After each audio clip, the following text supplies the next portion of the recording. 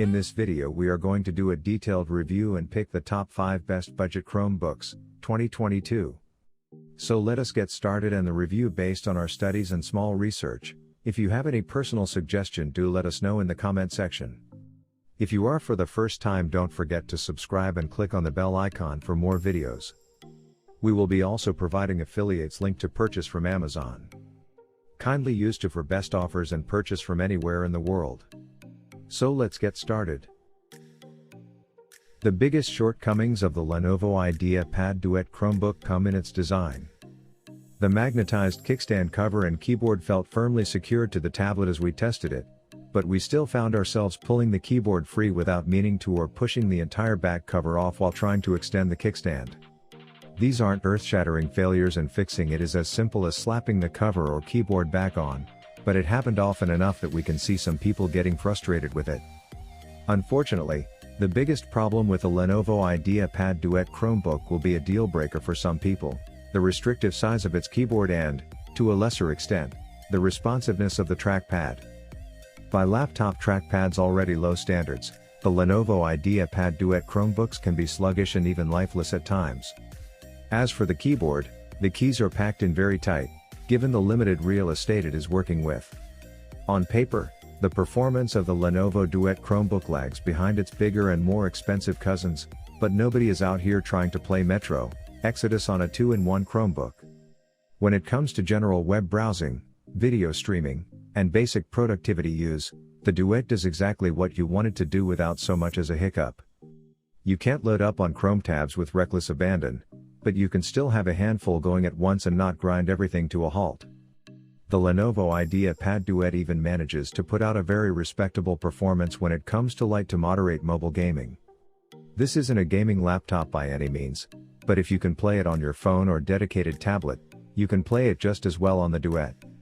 We absolutely can't talk about performance without bring up the Lenovo IdeaPad DUET's battery life. Our Tech Radar movie test looped an HD film at half brightness and half volume until the DUET died. Similar devices typically shut off after 8 to 12 hours, with around 10 hours being the average battery life of a typical Chromebook. The DUET blew way past that mark, completely lapping the Chromebook average with a total time of 21 hours and 29 minutes. This just isn't the kind of battery performance you ever see in the wild. The Lenovo Flex 5 is an attempt to bring the goodness of the Yoga series, which is basically a 2-in-1 form factor, to a more affordable segment. Let's start off with the color here. The Lenovo IdeaPad Flex 5 comes in the Sol Graphite Gray color option. This color looks classy and looks premium in the first look itself. It has a soft touch finish with metallic coating on the front with small metal Lenovo branding placed towards the right, while the rest of the area remains plain. Opening up the laptop, you will be greeted with a 14-inch screen, keyboard and trackpad combo along with 2 front-firing speakers. Right below the keyboard, you will find the fingerprint scanner. The machine comes with 360-degree rotatable hinge, which is built fairly well and sturdy material. The laptop weighs 1.5 kilograms and has a thickness of 17.9 millimeters. This combo is considered as a thin and light laptop. The high mechanism is quite smooth and I did not have any issues. Lenovo claims that the hinge can survive up to 25,000 opening and closing actions over a course of 4 years, which is 17 times a day on average. On the left of the laptop, there is a barrel charging port, HDMI 1.4B port, USB-C port with power delivery certification, and microphone combo jack. To the right side, you get 2 USB 3.1, Gen 1 ports, an SD card reader, and a power button. The Samsung Galaxy Chromebook 2 is a boxy machine. It's not as thin nor as sleek or lightweight as the original Galaxy Chromebook, but it still has its charms. The super bright red color option, for instance, is available to the new machine, as is the high-end look thanks to the aluminum lid and striking sharp side edges. I like the bevel that's been cut into the top edge of the Chromebook. It's thin and subtle but still catches the light from time to time. Samsung's logo is etched deep into the metal so it stands out properly. The gray model is classy looking, too, though it lacks the visual wow factor of the red one. Beyond the aesthetics, the Chromebook 2 is a spinning convertible. It acts in laptop mode, as well as tablet, tent, and presentation modes. Two metal hinges connect the top and bottom halves of the device and are strong enough to hold the Chromebook at whatever angle you set. I had total faith in the hinges, which were fluid and easy to manipulate, yet exacting and firm. There's no included stylus with the Chromebook 2 as was with the original device. The screen supports an active digitizer if you care to supply your own. The Chromebook 2 is fairly compact thanks to the 13-inch screen size. It measures 305 by 203 by 15 mm, 12 by 8 by 0.59 inches, and weighs in at 1.23 kilograms, 2.71 pounds. I wish it weighed just a little less, but the dimensions are nice. Shame about the pointy corners, which can poke you in the back if your backpack lacks padding.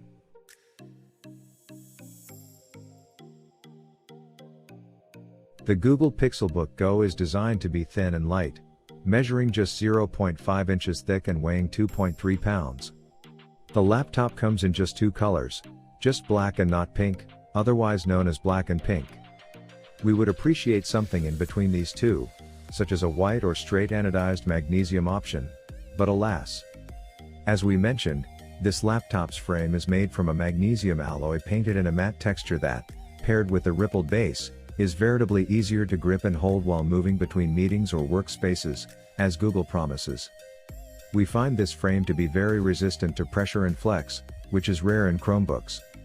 And, boy, does Google make use of every last inch of that frame. The Pixelbook Go not only sports a keyboard with comfortably spaced keys, but also top-firing speakers. Sure, they're a bit small and, as a result, somewhat tinny in the high end, but these speakers beat the vast majority of laptops of this size, normally found with bottom-firing speakers. However, one thing that Google didn't include is biometric login capability. There is no fingerprint sensor nor is there an iris or face scanner on the Pixelbook Go. Considering that many Chromebooks provide at least one of these solutions at this price point, it's a sore spot for sure. Google tells us that it's relying on its Android phone unlocking feature, but that leaves out anyone not using an Android phone. But, back to positives, the Google Pixelbook Go keyboard is, without a doubt, one of the best we've ever used on a laptop. This is an improvement of Google's Hush design, which brings the company's original, silent Pixelbook keys to this more reasonable price point. We'd say that this is the best combination of silence and forceful feedback that we've ever experienced on a laptop keyboard.